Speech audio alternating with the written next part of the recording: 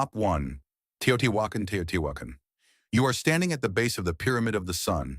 It towers 20 stories above you, constructed from 3 million tons of earth and stone. Around you lies an urban grid so precise it rivals Rome, with broad avenues aligned with astronomical accuracy. Apartment compounds house artisans from across Mesoamerica. 200,000 people call this place home, making it the sixth largest city on Earth in the year 550 CE. Then one day a signal is given, and they burn it all to the ground. This is Teotihuacan, located 30 miles northeast of modern Mexico City in the central Mexican highlands. The city took 500 years to build. The Pyramid of the Sun stands 216 feet high, making it the third largest pyramid in the world by volume. Archaeological excavations by René Milon between 1962 and 1973 documented that the city covered 8 square miles with over 2,000 apartment compounds. When Spanish conquistadors stumbled upon these ruins in the 1520s, the site was already abandoned. The Aztecs called it the place where gods were born because they believed only gods could have built something so massive. Even they had no memory of who actually lived there. A shocking discovery came between the 1960s and 80s, when archaeologists realized the abandonment wasn't gradual. Evidence of systematic burning appeared across elite structures.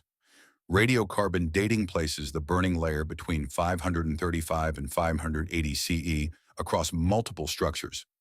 George Cowgill's analysis in 2015 showed the burning was concentrated in elite areas, temples, and palaces, while residential areas remained largely intact. Chemical analysis by Linda Manzanilla in 2006 revealed the burning reached temperatures over 900 degrees, hot enough to vitrify stone. But here is what makes historians sweat. Despite ruling Mesoamerica for 600 years, and despite covering 20 square miles with murals documented by Arthur Miller in 1973, there are no depictions of rulers. None. No kings carved into stone, no royal portraits, no dynasties listed on monuments. Every other major civilization leaves images of their leaders. Egypt has its pharaohs. The Maya have their god-kings. Teotihuacan has nothing. Obsidian workshop analysis by Michael Spence in 1996 showed production ceased abruptly, mid-manufacture in some cases. Workers just stopped what they were doing and walked away. The city's influence extended from modern Arizona to Honduras. Population estimates by Michael Smith in 2005 place peak inhabitants between 100,000 and 200,000 people. Yet there were no fortification walls.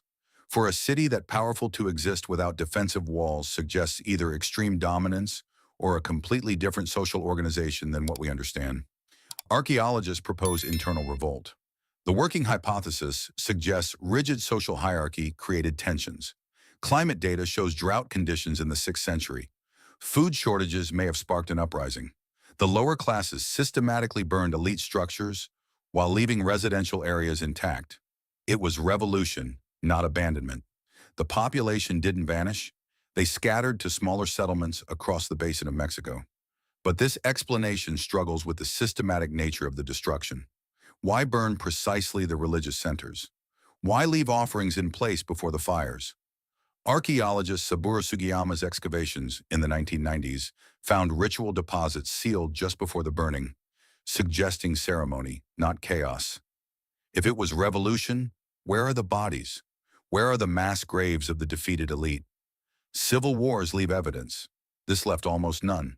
Some researchers ask, what if the burning was intentional and ritualistic? What if the entire population participated in a planned termination ceremony? David Stewart notes that Maya texts refer to fire events as ritual endings, not destructions. Could Teotihuacan's people have collectively decided to end their civilization at a cosmologically significant moment? The absence of rulers' images takes on new meaning if they practice collective governance. Perhaps the burning represented a mutual decision to close a cosmic cycle, to end something they believed had run its course. Why is there not a single confirmed depiction of a ruler in 600 years of dominance? What triggered such a coordinated citywide decision to abandon? Where did 200,000 people go? And why did they never write down what happened? The city that ruled an empire burned itself and walked away. and we still don't know if it was murder or suicide. Top 2. The ancestral Puebloans. From a city burned by choice, we travel north to dwellings carved into cliffs. Homes that took generations to build, then emptied in a single generation. The ancestral Puebloans. Tilt your head back. 700 feet of sheer sandstone cliff rises above you. Halfway up, tucked into a natural alcove, sits a city. Not a village, a city. Multi-story stone structures with hundreds of rooms. Ceremonial kivas dug deep into bedrock. Watchtowers scanning the canyon below. You're in Mesa Verde, southwestern Colorado. The year is 1280 CE. The ancestral Puebloans built these homes into cliff faces so remote that modern archaeologists need ropes and climbing gear to reach them. Then, around 1300 CE, after 7 centuries of continuous occupation, they climbed down one last time and never returned. Ranchers Richard Wetherill and Charlie Mason discovered Mesa Verde's cliff dwellings in December of 1888 while searching for stray cattle. The Cliff Palace, the largest cliff dwelling in North America with 150 rooms, stunned early explorers. Gustav Nordenskjöld conducted the first systematic excavation in 1891. The mystery deepened when dendrochronology, tree ring dating pioneered by A. Douglas in the 1920s, revealed precise construction and abandonment dates. The structures were built between 1190 and 1280 CE. By 1300 CE, they were empty, a window of just 20 years. People spent generations hauling millions of stones up cliff faces, creating architectural marvels in locations that defied logic.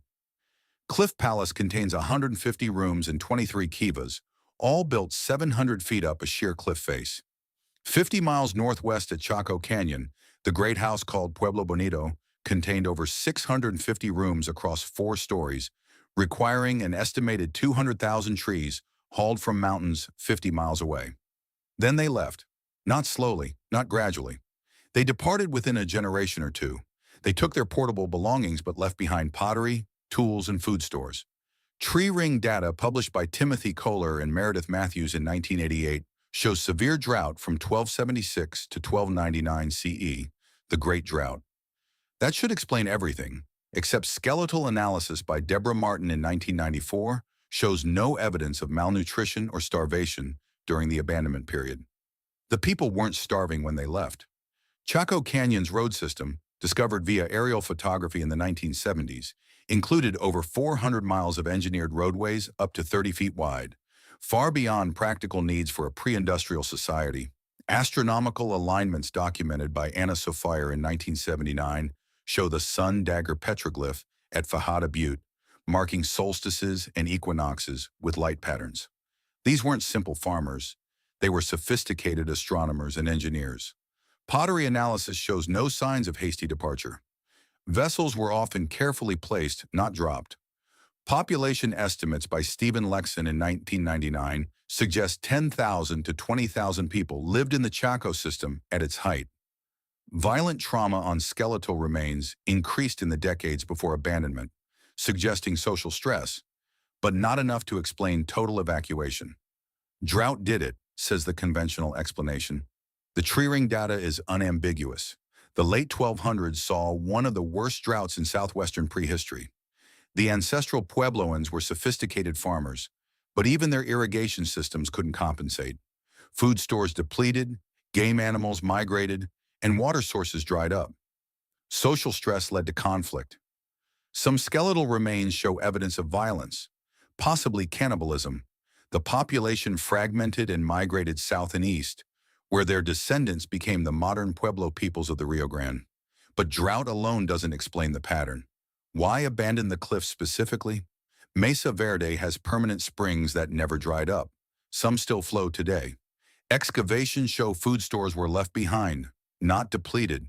And if drought was the cause, why did they leave during the drought rather than waiting it out? Their ancestors had survived droughts for 700 years. Carbon dating of roof beams by Linda Cordell in 2007 shows some structures were being renovated right up until abandonment. People don't repair roofs if they're planning to leave. Some archaeologists propose social rather than environmental collapse. Lynn Sebastian's work in the 1990s suggests Chaco's elaborate system required intensive labor and resources that became unsustainable. What if the cliff dwellings weren't defensive positions, but spiritual ones? Sacred architecture that lost meaning when a religious system collapsed. Timothy Kohler's agent-based modeling in 2012 suggests inequality spiked in the decades before abandonment. Perhaps people chose to leave, rejecting a hierarchical system for more egalitarian communities downstream. Why abandon cliff dwellings while permanent water sources remained active? What explains the astronomical alignments and massive road system far beyond practical needs? Why does modern Pueblo oral tradition speak of the migration as voluntary, even cosmologically necessary? The cliffs still stand, empty monuments to a choice we don't understand. Top 3. The Indus Valley Civilization. From cliffs abandoned to water, we cross the world to a civilization even larger and more sophisticated, one that disappeared without leaving a single battlefield. The Indus Valley Civilization. You're standing in the center of Mohenjo-Daro. The year is 2500 BCE. Around you, fired brick buildings line perfectly straight streets laid out in a precise grid. Underground sewage systems run beneath your feet. Technology Europe won't match for 3,000 years. 5 million people live in cities across the Indus Valley, conducting trade from Mesopotamia to Central Asia. They've been here for 1,000 years. Then over the course of just a few centuries, they simply walk away. No armies sack the cities, no fires consume the buildings. The people just leave, and they take their written language with them, a script we still cannot read. British archaeologist John Marshall announced the discovery of Harappa and Mohenjo-Daro in 1924, revealing a Bronze Age civilization unknown to history. Alexander Cunningham had surveyed Harappan ruins in 1856, but mistook them for Buddhist-era structures. Systematic excavations from the 1920s to the present have uncovered over 1,400 settlements across modern Pakistan, Afghanistan, and India.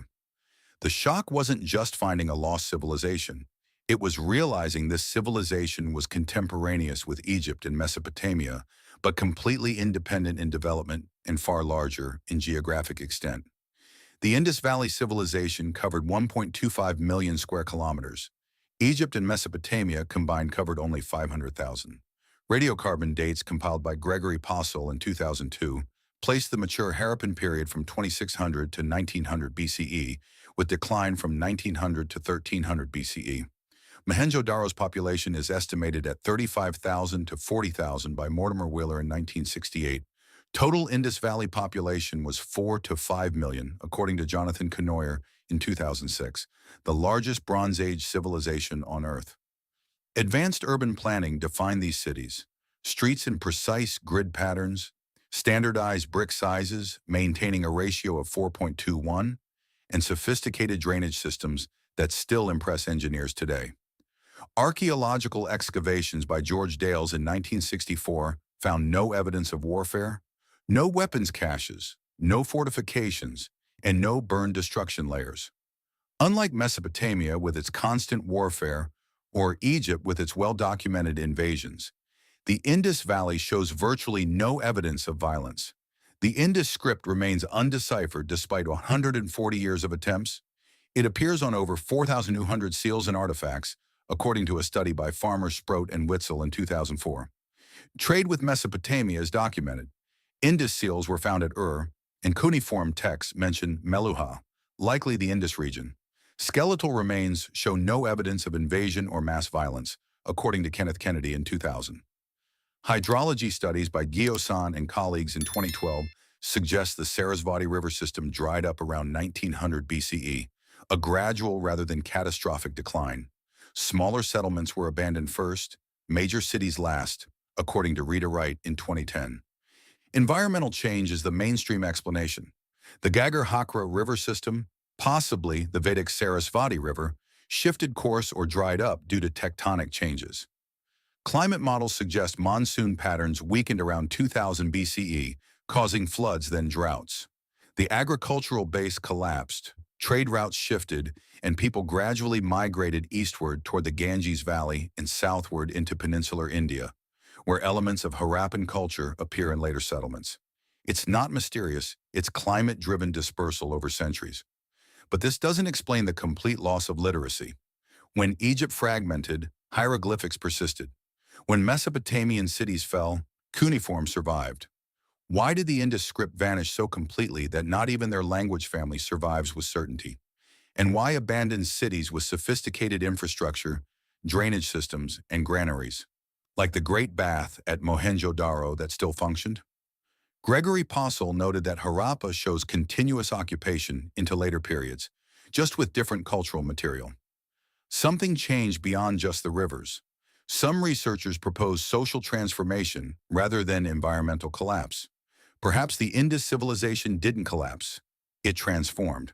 The absence of palaces and monumental temples compared to Egypt and Mesopotamia suggests a different social structure, possibly more egalitarian or merchant-based.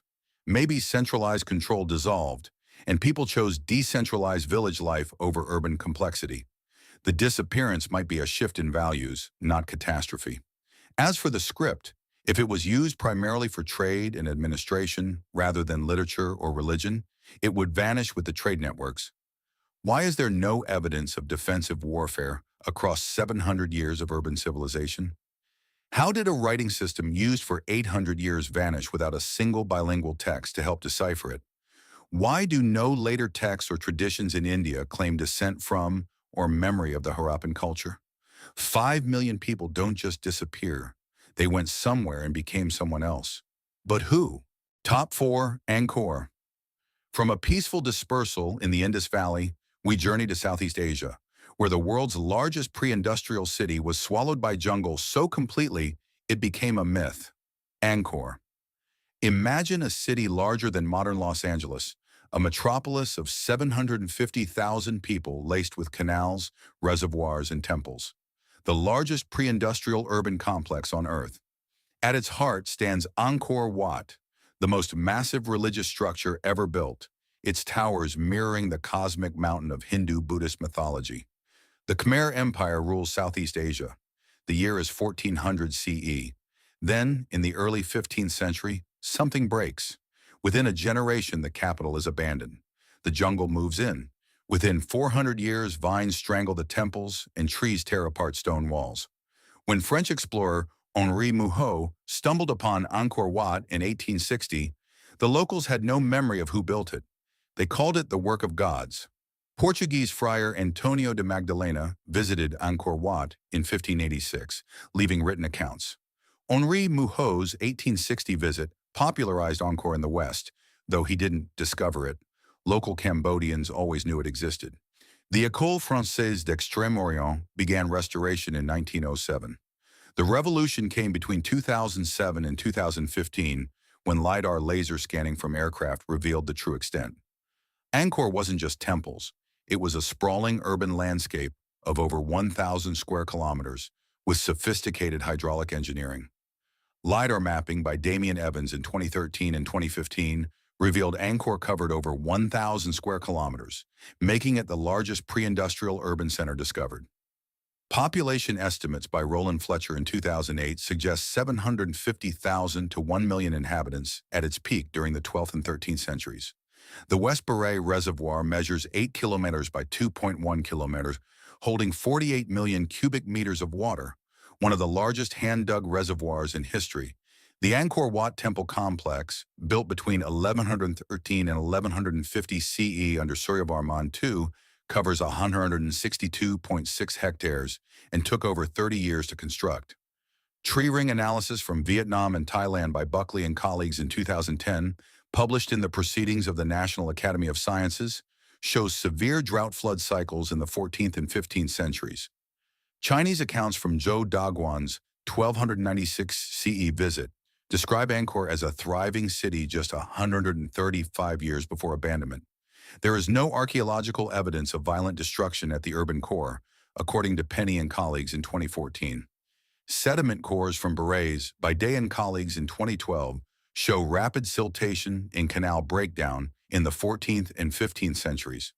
Thai historical chronicles record Ayuthya's 1431 CE sack of Angkor, but stone inscriptions decreased decades before this. Post-abandonment, Angkor Wat remained an active Buddhist temple site, but the urban population departed. Hydraulic failure amplified by climate stress is the mainstream explanation.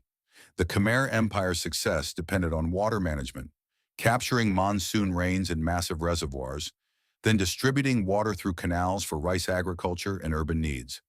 But LiDAR reveals overexpansion. Too many canals, too much water flow, and insufficient maintenance. Sediment cores show the system clogged with sediment. Then climate change hit. Medieval megadroughts alternating with catastrophic floods. Buckley's dendrochronology shows this clearly. The infrastructure couldn't adapt. Agricultural yields dropped, and trade routes shifted to maritime rather than inland control. Political power moved to Phnom Penh, near the Mekong and closer to trade. Angkor became untenable, but this gradual decline narrative struggles with the speed.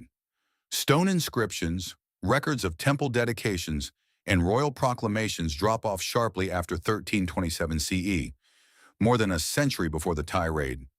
Archaeologist Roland Fletcher notes that Angkor's low-density sprawl made it vulnerable, but also suggests its very success created fragility, over-engineered to the point of being impossible to maintain.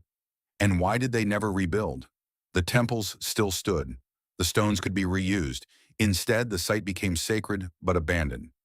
What if the collapse was intentional? Researcher Penny and colleagues in 2014 suggest the conversion from Hinduism to Theravada Buddhism may have undermined the divine kingship ideology that justified the hydraulic state's enormous labor demands. If the cosmic political model collapsed, if people no longer believed the king was a god-king maintaining cosmic order through water control, why continue the backbreaking work? The shift to Buddhism emphasized individual enlightenment over state ritual.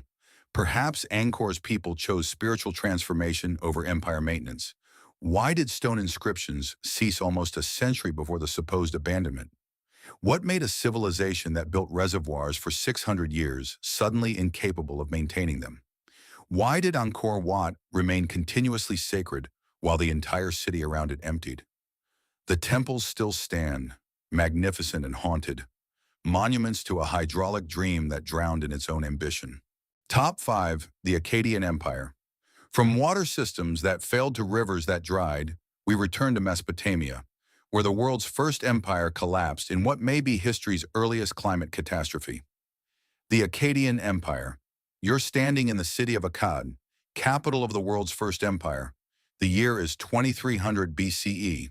Sargon the Great has united Mesopotamia under a single crown, creating an empire stretching from the Persian Gulf to the Mediterranean. Akkadian becomes the lingua franca of the ancient world. Standardized weights and measures unite commerce. For 180 years, the dynasty rules. Then, in the span of a single generation around 2054 BCE, it shatters. Cities are abandoned. The empire fragments, and here's the strangest part. We've never found Akkad itself. The capital of the world's first empire has vanished so completely that archaeologists still don't know where it stood. The Akkadian Empire was known from Sumerian and Babylonian texts, but confirmed archaeologically only in the 20th century. The Sumerian king list and epic poems describe Sargon and his dynasty. Excavations at sites like Tel Brak, ancient Nagar, and Tel Leilan revealed sudden abandonment layers dated to around 2200 BCE. The breakthrough came in 1993 when Harvey Weiss published evidence linking the collapse to abrupt climate change, one of the first archaeological applications of paleoclimate data from marine cores and sediment analysis. The Akkadian Empire lasted from approximately 2334 to 2154 BCE under Sargon, Naram-Sin, and their successors, according to Jean-Jacques Glasner in 2004. Sediment cores from the Gulf of Oman by Cullen and colleagues in 2000, published in Geology, show a volcanic dust spike at 2200 BCE, indicating aridification. Tel Leilan, excavated by Harvey Weiss in 1993 and 2000, shows a 300-year abandonment beginning around 2200 BCE. A 1-meter-thick layer of wind-blown dust accumulated during abandonment. Pollen analysis by Simone Reel in 2008 shows agricultural collapse across northern Mesopotamia. Cuneiform texts record a Gutian invasion blamed for the empire's fall, but archaeological evidence shows Gutians were pastoralists moving in after the collapse, not the cause. The Curse of Akkad, a Sumerian literary text, describes gods sending drought and famine as punishment. No destruction layers were found at Tel Leilan or Tel Brak. Abandonment was organized, not violent, according to Weiss in 2000. Radiocarbon dating by Richard Zettler in 1997 confirms synchronous abandonment across multiple sites. Marine cores show the 4.2 kiloyear event, global aridification affecting Mesopotamia, Egypt, and the Indus Valley simultaneously. The capital city Akkad is mentioned in over 100 texts, but never archaeologically identified. Climate change devastated the rain-fed agricultural zone, says the mainstream explanation. Paleoclimate data is clear. Around 2200 BCE, a severe aridification event struck the region. Rainfall patterns shifted. The northern Mesopotamian plains, which supported dry farming, dried out. Harvests failed. People couldn't sustain urban centers without irrigation. And the Akkadian Empire depended on grain surplus from these northern breadbasket regions. Food supplies collapsed, populations migrated, and the administrative system broke. Gutian pastoralists, likely climate refugees themselves, moved into the power vacuum. The empire didn't fall to invasion. It starved. But this doesn't explain the complete disappearance of Akkad or the speed of political collapse. Southern Mesopotamian cities like Ur and Uruk had irrigation from the Tigris-Euphrates and survived the drought. Why couldn't Akkad relocate or adapt? The Curse of Akkad text is peculiar. It describes the gods punishing King Naram's sin for sacking Nippur's temple, suggesting internal sacrilege, not external climate. Some clay tablets hint at political fragmentation beginning before the climate crisis hit. Was drought the trigger or just the final blow to an already weakening system? Perhaps the Akkadian Empire's collapse reveals the fragility of centralized power. The empire was held together by military force, bureaucratic extraction, and ideological claims of the king being chosen by the gods. When crops failed, this system had no flexibility. Historian Mark van de Meerup argues empires create dependencies. Local systems are destroyed in favor of centralized control. When the center fails, everything collapses at once. Climate was the shock, but imperial overreach was the vulnerability. A more decentralized system might have weathered the drought through local adaptation. Why has the capital city Akkad never been found despite extensive surveys across Iraq? Why did southern irrigated cities survive the same drought that destroyed the northern empire? Did the empire collapse because of drought, or did drought expose an already failing system? The First Empire learned the hardest lesson. You can conquer the world, but you cannot command the sky. Top 6. The Mycenaeans, from Mesopotamia's First Empire to Greece's first literate civilization, where palaces burned and writing vanished for 400 years. The Mycenaeans. It's 1250 BCE. You're standing in the Megaron, the throne room of Mycenae's palace. Around you, scribes press linear B symbols into wet clay tablets, recording olive oil shipments and bronze distributions. This is the age of heroes. Agamemnon might have ruled from this very palace. Across Greece, fortified palaces dominate the landscape. Pylos, Tiryns, Thebes. Then within 50 years, they all burn. Every major palace is destroyed. The administrative system collapses. And here's the truly haunting part. Writing disappears for 400 years. For 4 centuries, Greece has no literacy. When writing returns, it's a completely different script, alphabetic Greek, and the people using it have no memory of Linear B or the palace civilization that used it. Heinrich Schliemann excavated Mycenae in 1876, discovering shaft graves with gold death masks. His claim to have gazed upon the face of Agamemnon was romantic exaggeration. Arthur Evans discovered Linear B tablets at Knossos in Crete in 1900. Michael Ventris deciphered Linear B in 1952, revealing it as an early Greek language, proving the Mycenaeans spoke Greek. But this only deepened the mystery. If they were Greeks, why did later Greeks have no memory of them? The Bronze Age collapse around 1200 BCE destroyed this palace culture so thoroughly it became legendary. Radiocarbon dates place major palace destructions around 1200 to 1190 BCE across Greece, according to Wardle and Wardle in 2007. Linear B tablets found at Pylos, over 1,200 tablets documented by John Chadwick in 1976, were baked in the destruction fire, recording the palace administration's final days. Michael Ventress's 1952 decipherment proved linear B equals early Greek, making Mycenaeans Greek speakers. Population decline is stark. Archaeological surveys by Anthony Snodgrass in 1971 and Jeremy Rutter in 1992 show a 75 to 90% reduction in settlement numbers during 1200 to 1050 BCE. Cyclopean walls at Mycenae were built in the 13th century BCE, suggesting increased defensiveness before the collapse. No linear B exists after around 1200 BCE. The next Greek writing, alphabetic, appears around 800 BCE, a 400-year gap. The Uluburan shipwreck, dated to around 1300 BCE and excavated by George Bass between 1984 and 1994, carried cargo from 10 regions, showing Bronze Age interconnectedness before the collapse. The Sea Peoples hypothesis comes from Egyptian texts at Medinet Habu, describing invasions by Sea Peoples around 1127 BCE. Metallurgical analysis by Knapp and Manning in 2016 shows bronze production collapsed across the eastern Mediterranean. Earthquake evidence at Mycenae and Tiryns was documented by Noor and Klein in 2000, but it was not sufficient to explain all destructions. The Bronze Age collapse was a systemic failure, says the mainstream explanation. Around 1200 BCE, a perfect storm hit the eastern Mediterranean. Droughts, climate data shows aridification, invasions by sea peoples, possibly climate refugees, earthquakes, geological evidence exists, internal rebellions, and disruption of trade networks, especially the tin supply for bronze. The palace economies depended on complex international trade. When trade routes broke, palatial centers couldn't function. The Mycenaean palaces were overthrown, possibly by their own lower classes in times of stress.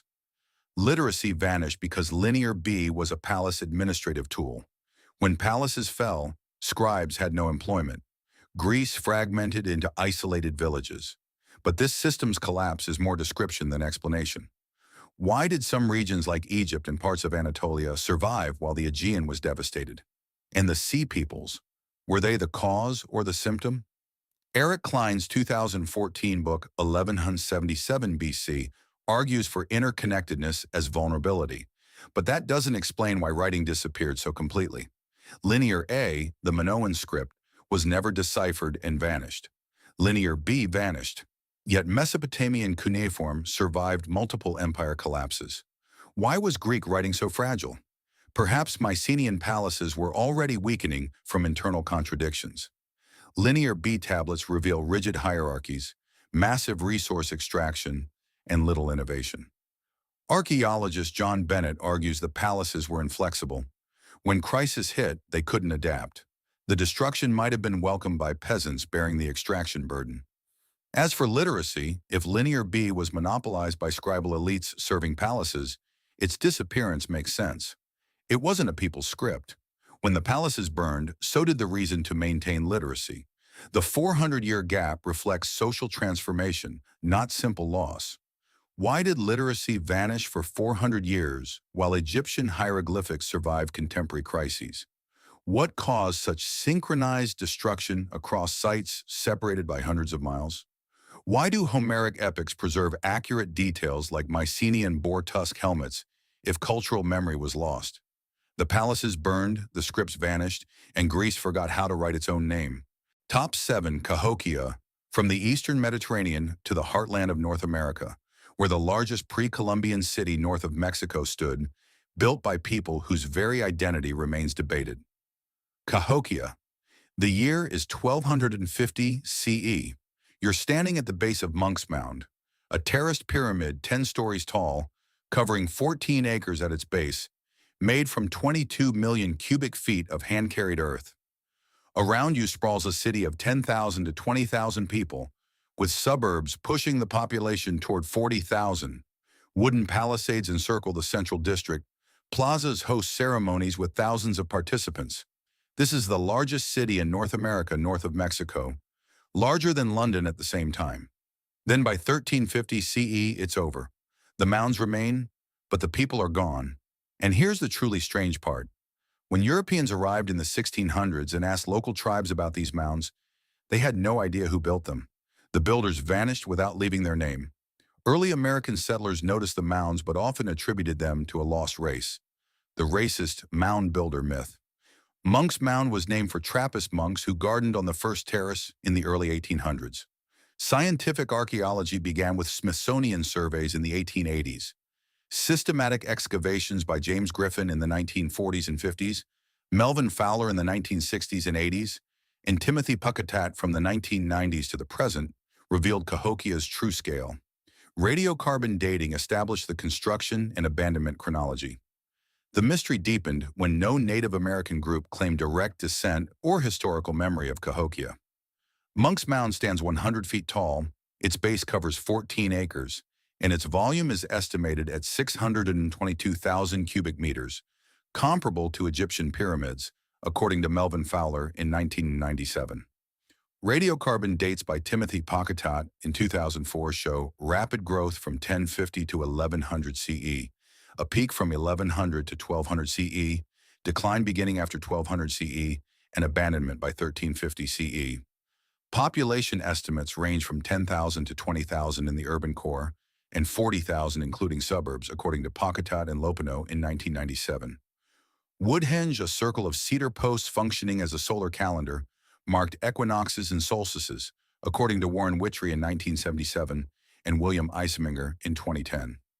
Mound 72 contained a mass burial with over 250 individuals, including a beaded burial and sacrificial victims documented by Fowler in 1991. Tree ring data shows deforestation of the surrounding region by 1200 CE, according to Lopino and Woods in 1993. There is no evidence of violent conquest. Abandonment appears gradual, according to Pucketat in 2004. Palisade walls were rebuilt multiple times, suggesting defense concerns or social control, documented by Eisminger and colleagues in 1990. Maize agriculture intensified just before Cahokia's rise, supporting a dense population. There are no written records. The identity of the builders is inferred as Mississippian culture, ancestors of modern southeastern tribes. Environmental degradation and climate change are the mainstream explanations. Cahokia's rapid growth deforested the region. Palisade construction alone required thousands of trees. Soil erosion followed, game animals were depleted, and maize monoculture exhausted soil fertility. Then the climate shifted. The medieval warm period ended around 1250 CE, bringing cooler, more variable conditions. Floods damaged crop fields. Archaeological evidence exists of flooding in the 1200s. Social stress increased. The Palisades suggest conflict or elite paranoia. The centralized system collapsed, and people dispersed to smaller settlements, reverting to earlier subsistence patterns. The population didn't vanish, they decentralized. But why abandon the mounds themselves? Unlike cliff dwellings or hydraulic systems, earthen mounds don't require maintenance. They could have remained ceremonial centers even after the population dispersed. The complete loss of memory is striking. Modern southeastern tribes have detailed origin stories and migration narratives, but none clearly connect to Cahokia. Timothy Pucketat proposes that Cahokia wasn't a conventional city, but a pilgrimage center, a sacred node in a vast network.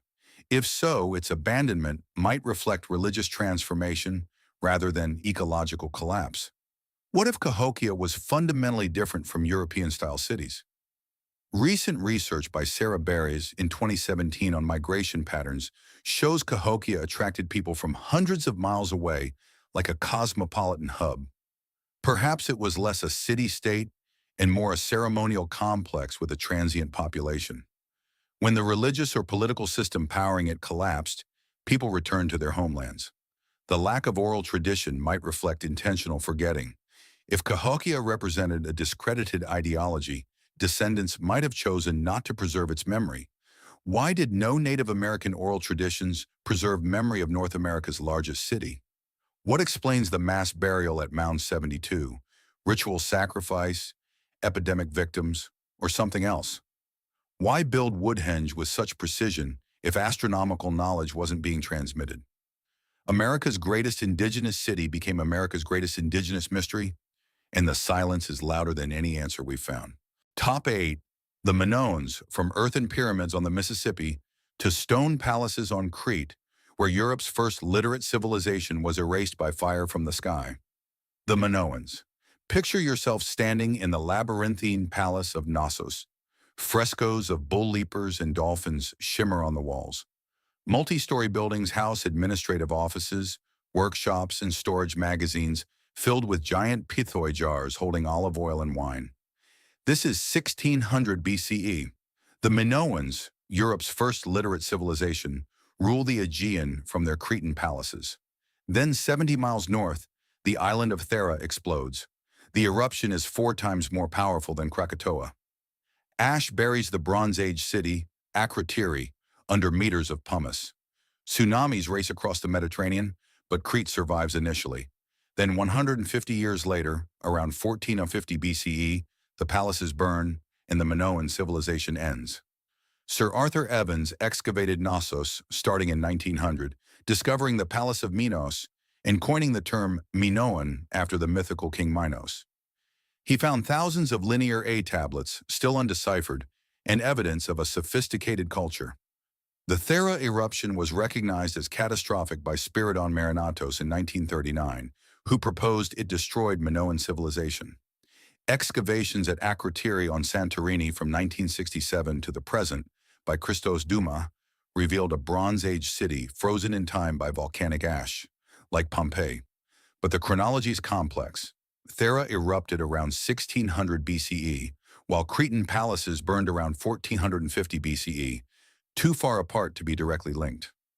Thera eruption radiocarbon dates place it around 1600 BCE, give or take 20 years. Dendrochronology and ice cores suggest 1628 BCE, according to Sturt Manning and colleagues in 2014, published in Science. The volcanic explosivity index was 6 to 7.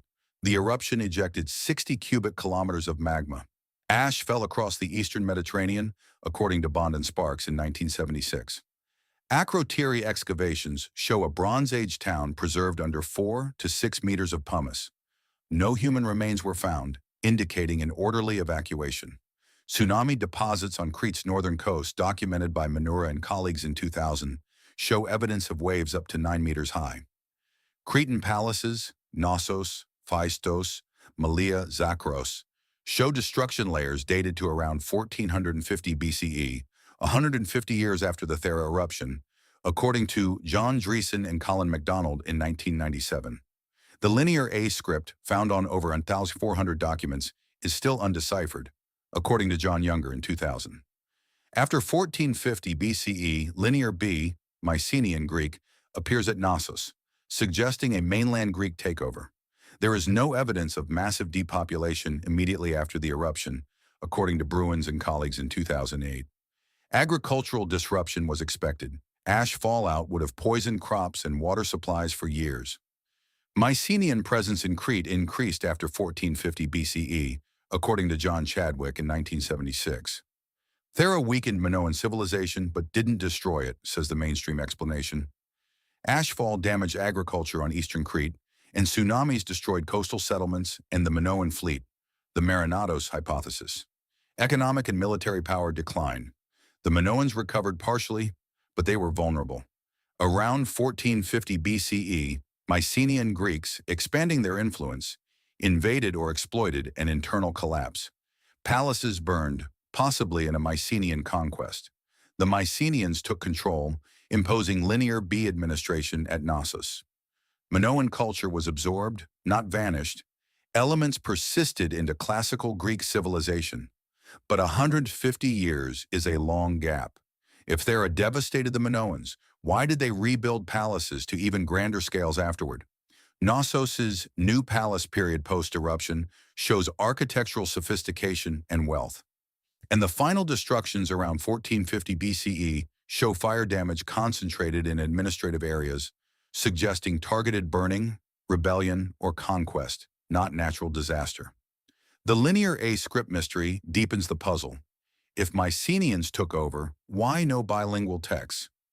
Did they deliberately erase Minoan written culture? Perhaps the Thera eruption triggered a slow-motion collapse. Environmental damage, ash fallout, agricultural disruption, and loss of naval dominance. Tsunamis destroyed harbors and ships, undermining Minoan power. But the psychological impact might have been greater. If the Minoans saw the eruption as divine wrath, their religious political system centered on palace temples could have lost legitimacy. The 1450 BCE destructions might have been an internal revolution, not external conquest. The shift to Mycenaean control was an opportunistic takeover of an already failing system. Why did Minoan civilization survive 150 years after Thera before collapsing? Why has Linear A never been deciphered despite 1,400 texts? Did the language itself vanish? Were the 1450 BCE palace destructions conquest, rebellion, or coordinated abandonment? The palaces fell, the script died, and Europe's first civilization became Europe's first ghost. Top 9, Tiwanaku, from Mediterranean islands to the Andean highlands, where megalithic blocks cut with precision that baffles modern engineers mark a civilization that vanished at 12,000 feet above sea level. Tiwanaku. You're standing at 12,500 feet above sea level in the Bolivian Altiplano, gasping in the thin air. Before you rise, monolithic gates carved from single blocks of andesite, some weighing over 100 tons.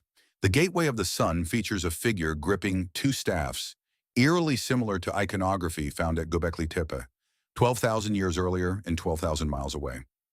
At nearby Pumapunku, stone blocks are cut with such precision that archaeologists compare them to modern machine work. Right angles accurate to fractions of a degree, perfectly flat surfaces, and complex interlocking shapes. For over 1,000 years, Tiwanaku dominated the Andean region, a civilization of 20,000 to 40,000 people at its core, ruling an empire stretching across modern Bolivia, Peru, and Chile. Then around 1000 to 1100 CE, it collapsed. The city was abandoned, and the people who built these impossible stones left no written records to explain who they were or where they went. Spanish chroniclers in the 1500s, Cieza de León and Garcilaso de la Vega, described Tiwanaku's ruins as already ancient and mysterious to the Inca. Local Aymara traditions said Tiwanaku was built in a single night by the gods. Scientific excavations began with Ephraim George Squire from 1863 to 1865 and Arthur Posnansky from 1904 to 1945. Posnansky's controversial theories about extreme antiquity were rejected. Modern archaeology by Wendell Bennett in the 1930s and Alan Collada in the 1980s and 90s revealed Tiwanaku's true extent. A city-state with sophisticated agriculture, raised field systems, and long-distance trade networks. Radiocarbon dates show occupation from 300 CE to 1000 CE, with collapse around 1000 to 1100 CE. Radiocarbon dates by John Janicek in 2004 and Charles Stanish in 2003 placed Tiwanaku occupation from approximately 300 to 1000 CE, with a peak from 600 to 800 CE. Population was estimated at 20,000 to 40,000 in the urban core, and 250,000 to 500,000 in the broader state territory at its peak, according to Alan Collada in 1993. Pumapunku megaliths include blocks weighing up to 131 tons transported from quarries 10 miles away. According to Pratzen and Nair in 2000, stone-cutting precision shows right angles accurate to 0.02 degrees. Surfaces were flat within micrometers, according to Pratzen and Nair in 2000 and Winich in 2009. The hardness problem is stark. Andesite measures 6 to 7 on the Mohs scale. Bronze Age cultures had copper and bronze tools, 3 to 4 on Mohs, inadequate for precision work. Raised field agriculture, suca colis, was a sophisticated system maximizing crop yields at high altitude, according to Collada and Ortloff in 1996.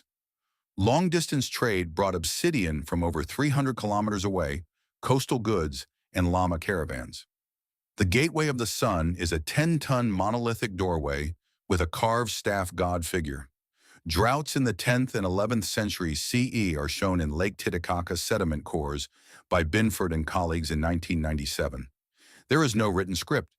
Tiwanaku culture transmitted knowledge orally or through symbols. Climate change and agricultural failure are the mainstream explanations. Tiwanaku's success depended on raised field agriculture, artificial fields separated by canals that moderated temperature, increased moisture, and boosted yields at high altitude. The system worked brilliantly for centuries. Then, Lake Titicaca sediment cores reveal a prolonged drought around 1000 CE. Water levels dropped, raised fields dried out, and agricultural surplus vanished. The state couldn't feed its population, and political authority collapsed. People dispersed to smaller communities or migrated to lower altitudes. Tiwanaku fragmented into successor cultures, the Aymara kingdoms. But the precision stonework remains unexplained. Archaeologist Jean-Pierre Protzen spent years trying to replicate Tiwanaku's stone cutting with Bronze Age tools.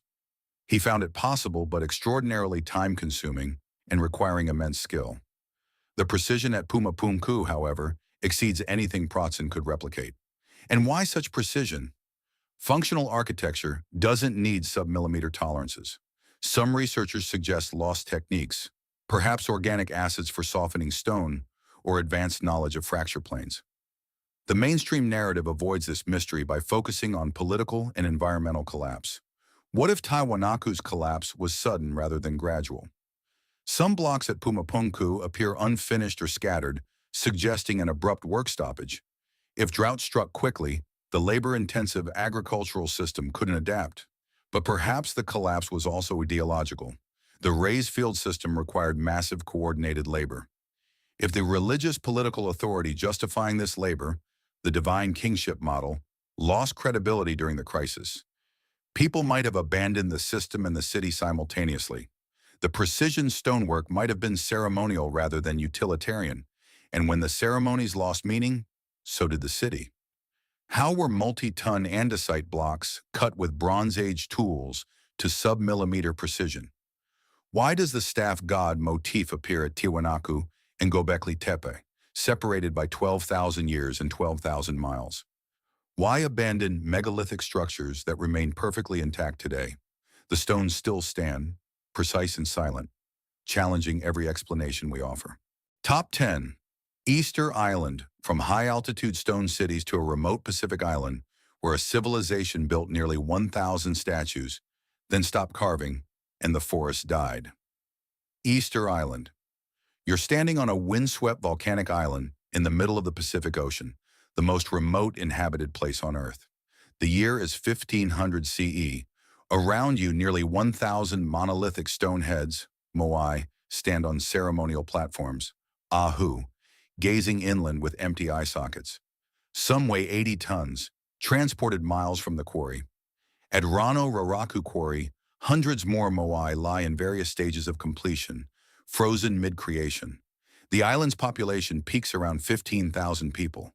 Forests of massive palm trees, now extinct, once covered the landscape. Then between 1680 and 1722 CE, everything collapses. Statue building ceases, and the palm forests vanish. Pollen cores show complete deforestation. When Europeans arrive in 1722, they find 2,000 to 3,000 inhabitants on a barren, treeless island littered with toppled statues. By the 1860s, disease and slave raids reduced the population to just 111. What happened? Dutch explorer Jacob Roggeveen discovered Easter Island on Easter Sunday 1722, encountering a population in decline. James Cook visited in 1774, noting deforestation and toppled statues.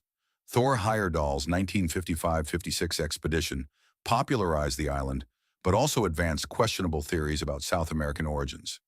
Scientific Archaeology by William Malloy in the 1960s and 70s, Joanne Van Tilburg from the 1980s to the present, and Terry Hunt and Carl Lipo from the 2000s to the present revolutionized understanding through radiocarbon dating, pollen analysis, and statue transport experiments.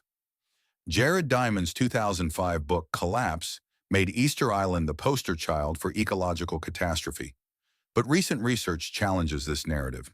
First Polynesian settlement was around 1200 CE, according to Hunt and Lipo in 2006 based on radiocarbon dates. Peak population estimates vary wildly, 10,000 to 15,000 according to Brandt and Marico in 2015. Others argue for 3,000 to 5,000 maximum, according to Puliston and colleagues in 2017. Moai statistics show 887 statues cataloged by Van Tilburg in 1994. The largest unfinished moai measures 21 meters tall and 270 tons. The largest erected moai stands 10 meters and 82 tons. Deforestation evidence from pollen cores by John Flenley and colleagues in 1991 shows palm forests, Pascala cocos dispersa, now extinct, disappeared by 1650 to 1700 CE. Statue transport experiments by Hunt and Lipo in 2011 demonstrated moai could walk upright using ropes in a rocking motion. No need for logs. Obsidian mataya spear point production increased dramatically after 1650 CE, suggesting warfare, according to Stevenson and colleagues in 2013. European contact began in 1722 with Roggeveen estimating 2,000 to 3,000 people. In 1774, Cook noted toppled statues. Slave raids in the 1860s saw Peruvian slavers take over 1,500 Rapa Nui. Smallpox devastated survivors. Rat bones and sediment cores show Polynesian rats introduced by settlers proliferated, eating palm seeds and preventing forest regeneration, according to Hunt in 2007. Cannibalism evidence is debated. Some skeletal remains show cut marks, but evidence is sparse, according to Gill in 2016. The Rapa Nui people chopped down every tree to transport moai, leading to ecological collapse, says the traditional ecocide narrative. Jared Diamond's Collapse presented Easter Island as the ultimate warning. Deforestation leads to soil erosion, crop failure, population crash, warfare, and collapse. Without trees, islanders couldn't build fishing canoes, reducing protein intake. Social competition drove excessive statue building for clan prestige. By the time they cut the last tree, it was too late. The civilization destroyed its own environment, a microcosm of potential global ecocide. But recent research by Hunt, Lipo, and others challenges this. Rats, not humans, may have caused deforestation. Polynesian rats reproduced explosively and ate palm seeds, preventing regeneration. Deforestation may have been gradual, not catastrophic. And statue transport experiments show moai didn't require logs. They were walked upright. The population crash might owe more to European diseases from 1722 onward than ecological collapse. Pollen data shows deforestation was underway before statue building peaked, yet the society adapted for centuries. What if the collapse wasn't about trees, but about social transformation? Terry Hunt argues the ecocide narrative simplifies complex dynamics. Yes, forests disappeared, but Rapa Nui adapted, shifting to rock gardens, manavi, for agriculture and focusing on seabirds and marine resources. Statue building ceased not from environmental collapse, but from social revolution. Perhaps the elite system justifying moai construction lost legitimacy. The time of toppling might reflect an ideological shift rather than desperation. European contact delivered the death blow. Diseases, slave raids, and cultural disruption devastated a society already in transition. Were rats or humans the primary cause of deforestation? Why did statue building cease abruptly rather than gradually declining? Did the civilization collapse before European contact? Or did Europeans witness a society in transition?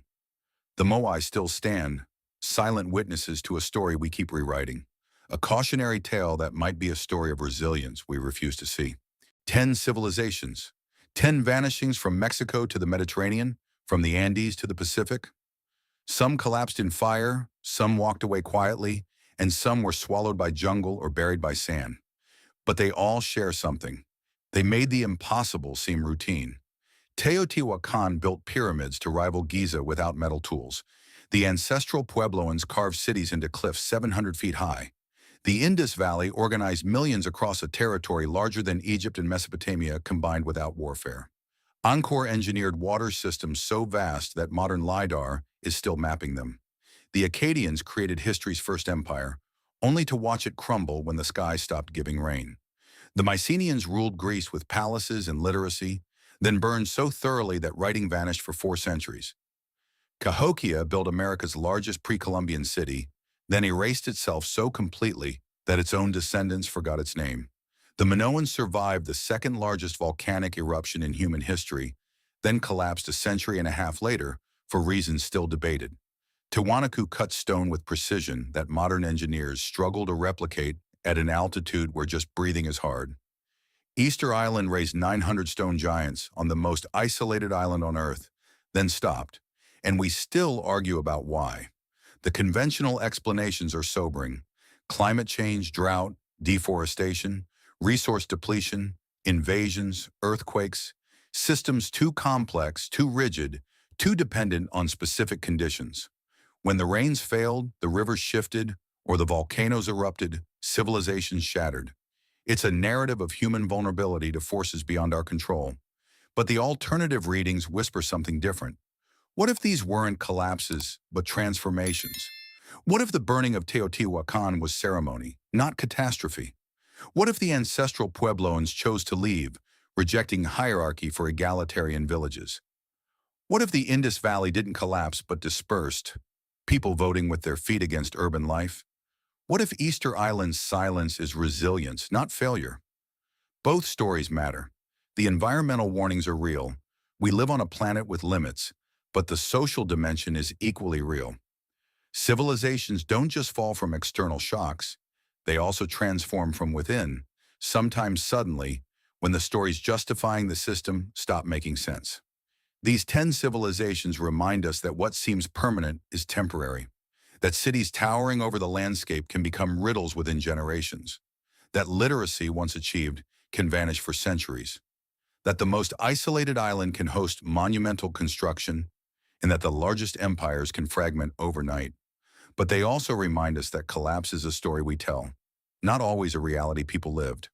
For every abandoned city, there were survivors who walked away, adapted, and rebuilt. The descendants of these civilizations didn't vanish. They're still here. The Pueblo peoples of the American Southwest, the modern Greeks, the Khmer of Cambodia, the Aymara of Bolivia, they carry pieces of the past we call lost. Maybe the real mystery isn't why civilizations vanish. Maybe it's why we're so desperate to believe they do. Most people walk through museums, look at these ruins, and accept the textbook explanations. Ancient people built impressive things, then they went away. End of story. But you made it this far, which means your brain isn't wired for simple answers. You see the gaps, the contradictions, and the questions that don't quite fit the narrative. You're different. You don't just consume content, you analyze evidence. You understand that history is written by the survivors, and sometimes the survivors have reasons to simplify, to forget, to rewrite. You know that every archaeological site is a crime scene, and we're still trying to figure out what happened. If these stories of lost empires and vanished peoples have changed how you look at the world around you, please subscribe and like the channel. We are excavating the history they tried to bury. Help us plant the seeds for the future. The next treasure of the past will be uncovered soon.